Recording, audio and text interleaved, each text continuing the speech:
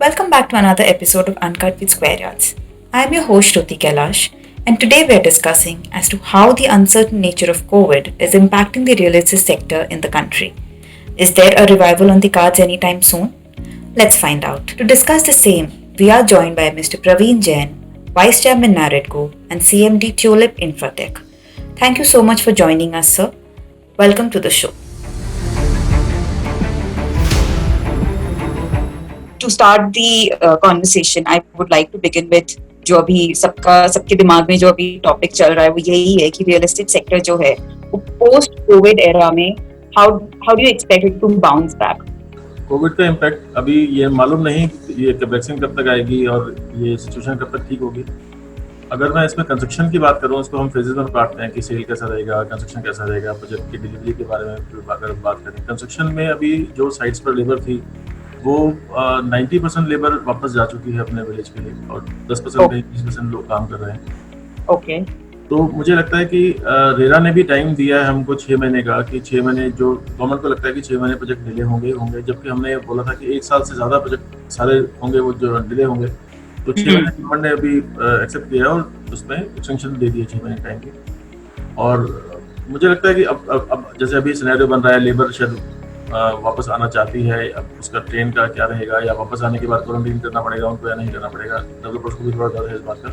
तो मुझे लगता है वो टाइम अगर चीज़ें ठीक होनी शुरू हो जाएंगी या कोई वैक्सीन आ जाती है, दिवाली तक बात करते हैं, अगस्त में भी आ सकती है, तो ये 7 महीने तो जीरो पीरियड मान के चलें, इसमें कुछ रहेगा नहीं। उसके बाद ये प्रोजेक्ट डिले होंगे। कंस्ट्रक्शन की बात करें, अगर सेल की बात करें तो आज हाउसिंग के अंदर डिमांड बढ़ी है ready to move in inventory की। अगर मैं अंडर कंस्ट्रक्शन की बात करूँ, उसमें सेल नहीं है अभी और लोगों को कॉन्फिडेंस नहीं है उनके पास जॉब रहेगी या नहीं रहेगी, तो वो लोग इन्वेस्टमेंट पॉइंट ऑफ व्यू से तो नहीं आ रहे हैं इसके अंदर। जो एंड यूजर है, एंड यूजर इसके अंदर इन्वेस्टमेंट कर रहा है।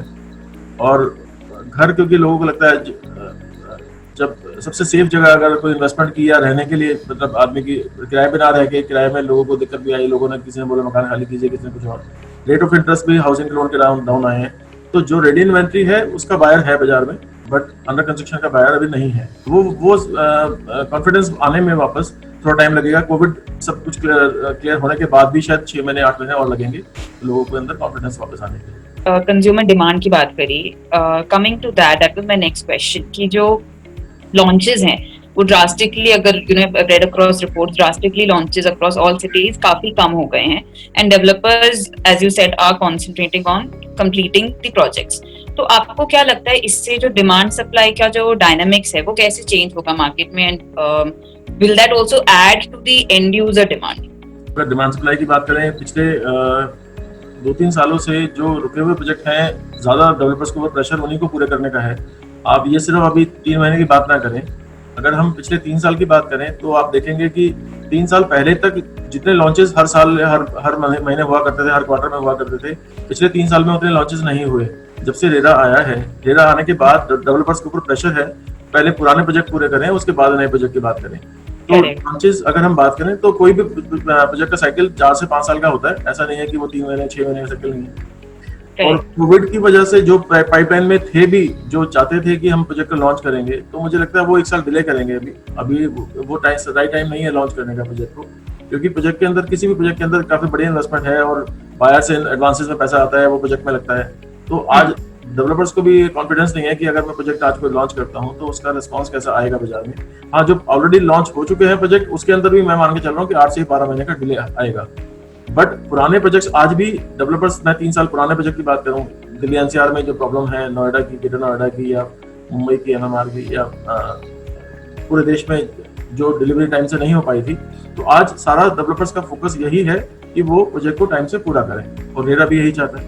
और अल्टीमेट ऑब्जेक्टिव यही है कि भाई आप एंड यूजर को उसका घर मिल जाए तो कॉन्फिडेंस और बेटर हो जाए। बट जैसे आप कह रहे हैं कि रेरा का भी फोकस ये है, डेवलपर्स भी इसी पे फोकस कर रहे हैं, तो आपको ऐसा लगता है कि प्राइसेस जो है अभी, क्योंकि सिचुएशन थोड़ी ऐसी नेगेटिव है या सेंटिमेंट्स लो हैं, तो लोगों को लग रहा है कि प्राइसेस गिर जाएंगे, बट अगर कंसंट्रेशन सिर्फ प्रोजेक्ट्स कंप्लीट करने में हो गए, न्यू लॉन्चेस मार्केट में आएगी, न्यू सप्लाई नहीं आएगी, तो डू यू थिंक कि इवेंचुअली शायद प्राइसेस पे इम्पैक्ट पड़ेगा, जैसे जैसे सप्लाई, इन्वेंट्री जैसे जैसे खत्म होती जाएगी तो प्राइसेस पे उस पे क्या इम्पैक्ट पड़ेगा in the long run? Demand supply का ही गेम है हर जगह। डिमांड अगर ज़्यादा है और सप्लाई कम है तो प्राइस हमेशा ऊपर जाते हैं।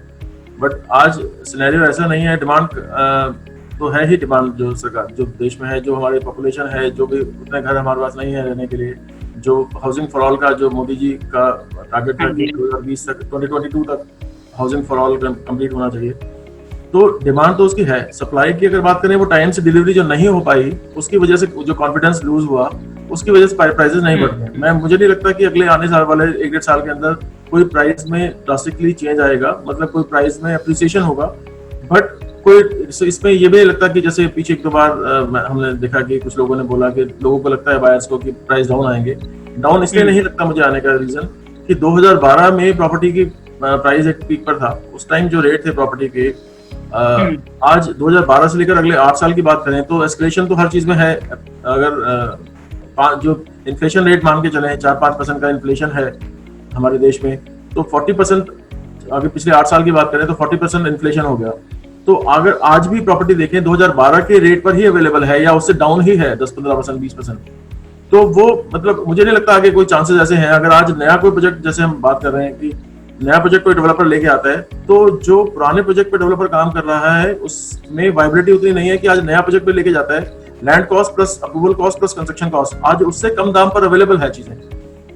अच्छा, तो इसलिए मुझे नहीं लगता इसमें और ज्यादा चांसेस हैं इसके डाउन आने के। अगर कोई नया प्रोजेक्ट कोई डेवलपर लेके आएगा तो उससे ज्यादा प्राइस पे ही आएगा, क्योंकि लैंड कॉस्ट, हाँ, अप्रूवल कॉस्ट बढ़ चुकी है, कंस्ट्रक्शन कॉस्ट बढ़ चुकी है पीछे। अभी तो जो लोग फंसे हुए डेवलपर्स हैं वो पुराने इन्वेंट्री क्लियर करके लोग चाहते हैं डिलीवर करते हैं, इसलिए वो कम प्राइस पे अवेलेबल है। मुझे नहीं लगता इसमें बहुत ज्यादा डाउन जाने की संभावना है। सो एग्जैक्टली, सो डाउन नहीं तो फिर आपको लगता है कि प्राइसेस, मतलब स्पेकुलेशन आएगी मार्केट में, प्राइस बढ़ेंगे अगर सप्लाई कम हो जाती है लॉन्चेस के ना होने के कारण? 1 साल नहीं लगता मुझे कि प्राइसेस में बहुत ज्यादा अप्रिसिएशन आएगा। But after down the line 1 साल, अगर 1 साल बाद की बात करें तो फिर मुझे लगता है कि प्राइस इंप्रूव होने शुरू होंगे।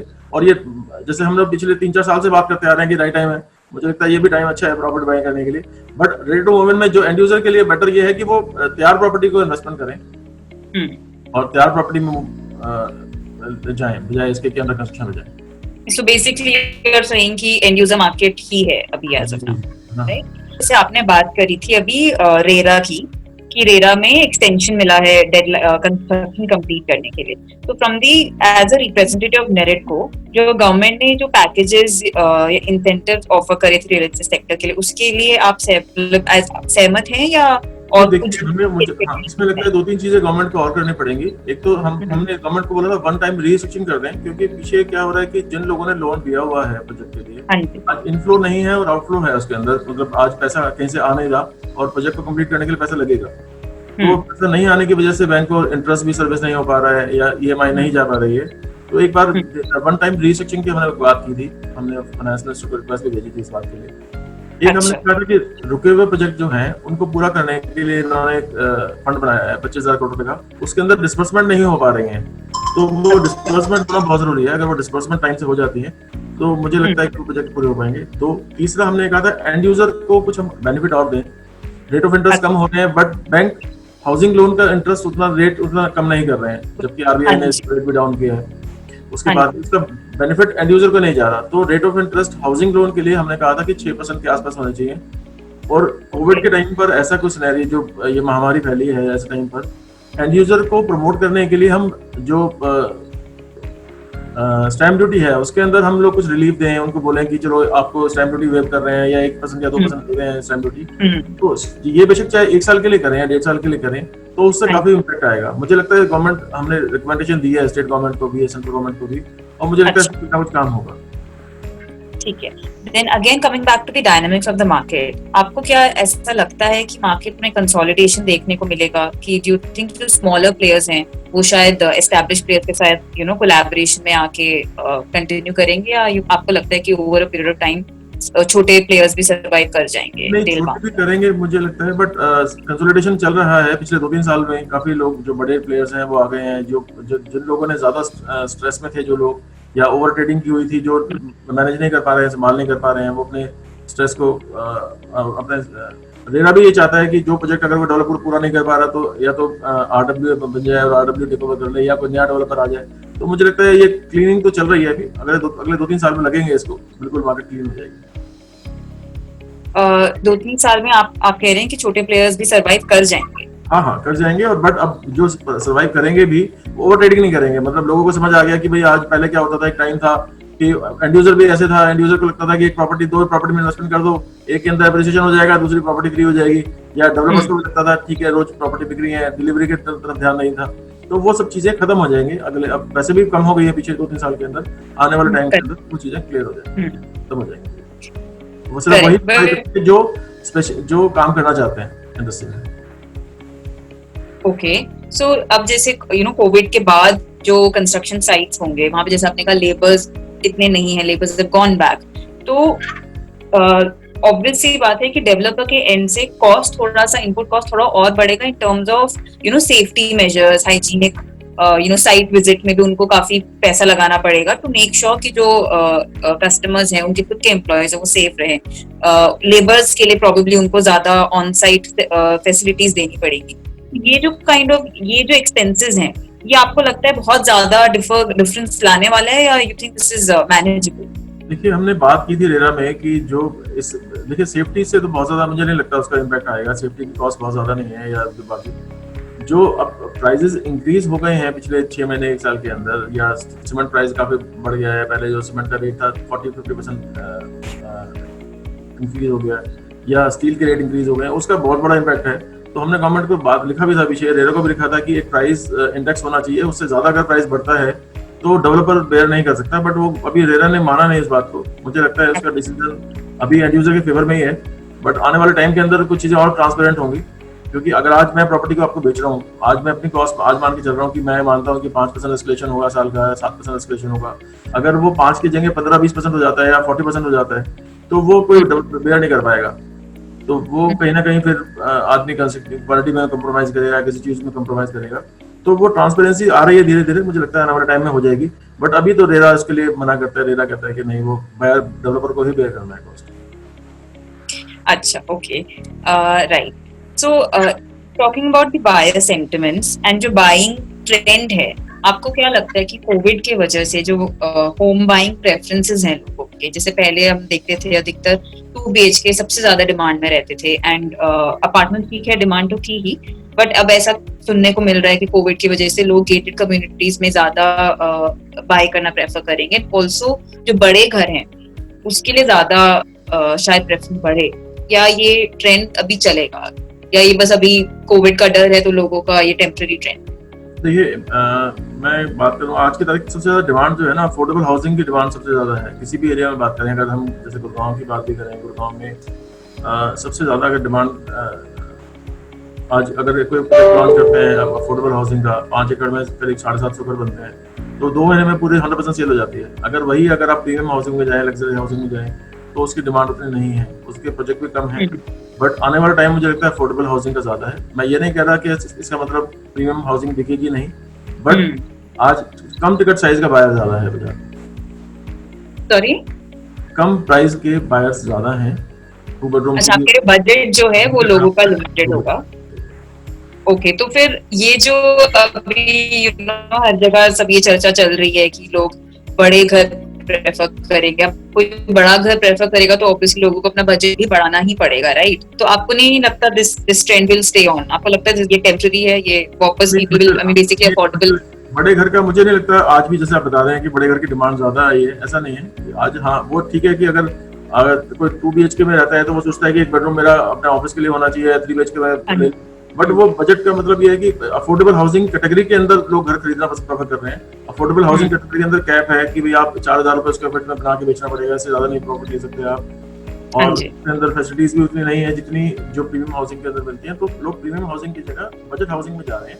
वो अलग बात है कि आज 2 बेडरूम की जगह 3 बेडरूम में जाए, या कोई 1 BHK में या 2 BHK में जाए, वो एक मैटर अलग है। बट मैं ये कह रहा हूँ कि डिमांड जो है लग्जरी हाउसिंग की उतनी नहीं है जितनी अफोर्डेबल हाउसिंग।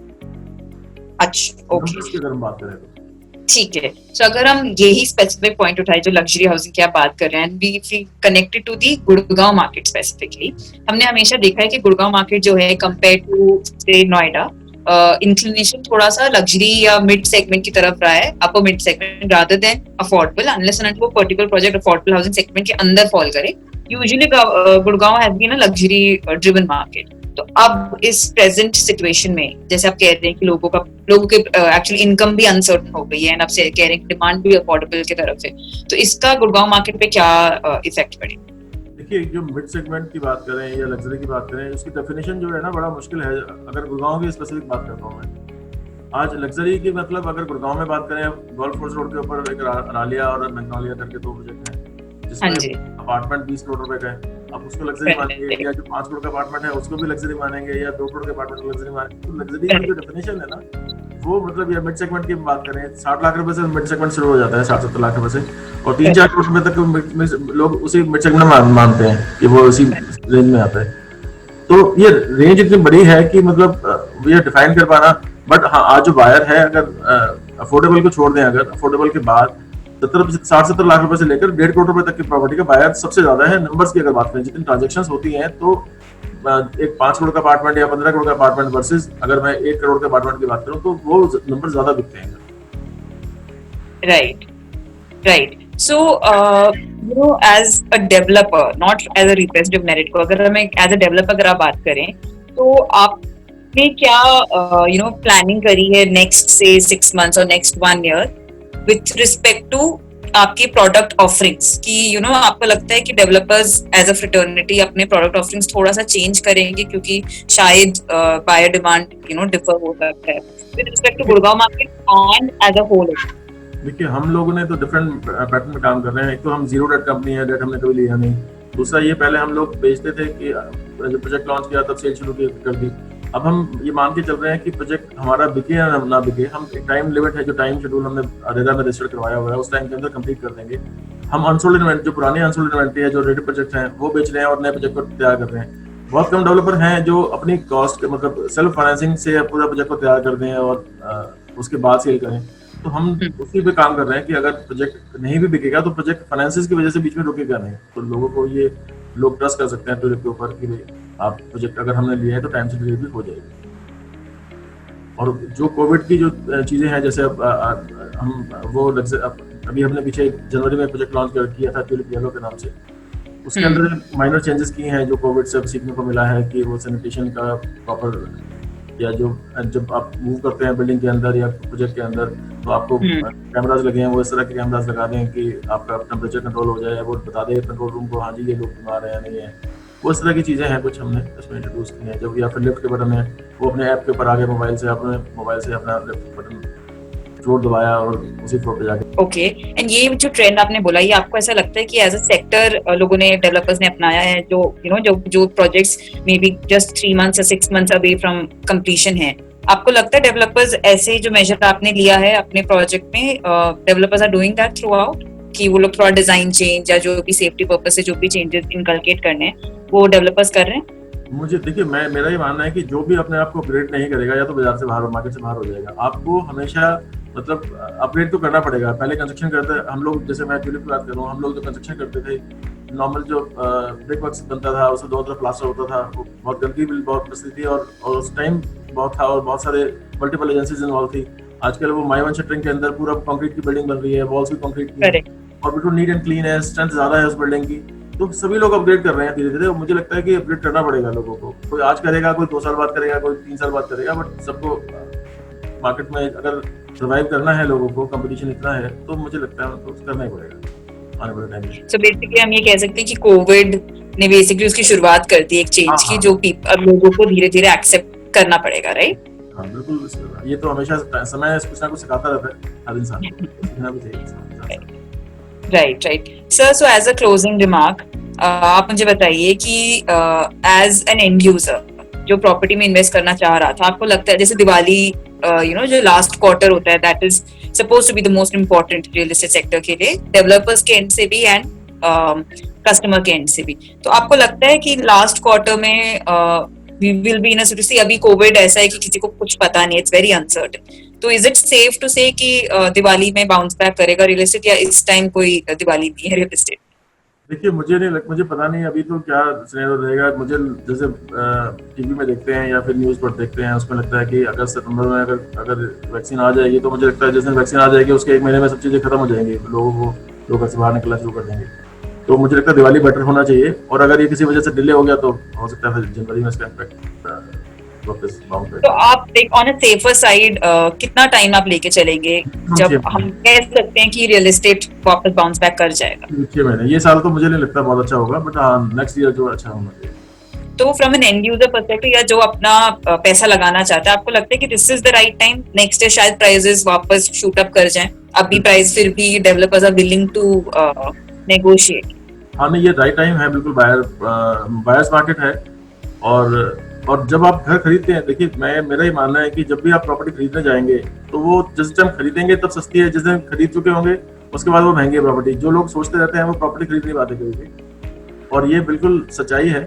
और ये राइट टाइम है प्रॉपर्टी का वैसे भी बाय करने के लिए। रेट ऑफ इंटरेस्ट भी काफ़ी इस टाइम कम है, और मुझे लगता है आज अगर वो कोई प्रॉपर्टी चूज करना शुरू करेंगे, आप भी टाइम लेंगे, 1 महीना 2 महीना लगेगा, बट मैं एंड यूजर को ये सलाह दूंगा कि वो ready to move in property में जाएं, एंड मतलब बजाय इसके कि वो ऐसे प्रोजेक्ट में जाएं जहाँ पर उनको या फिर वो सेफ हो, उन्हें पता है कि रेडर में रजिस्टर्ड है, टाइम से डिलीवर कर देंगे, ट्रैक रिकॉर्ड देके तब investment. Okay. Thank you so much, sir, for joining us today, and I hope कि we'll continue this collaboration. आगे भी हम लोग ये जारी रखेंगे. So thank you so much again.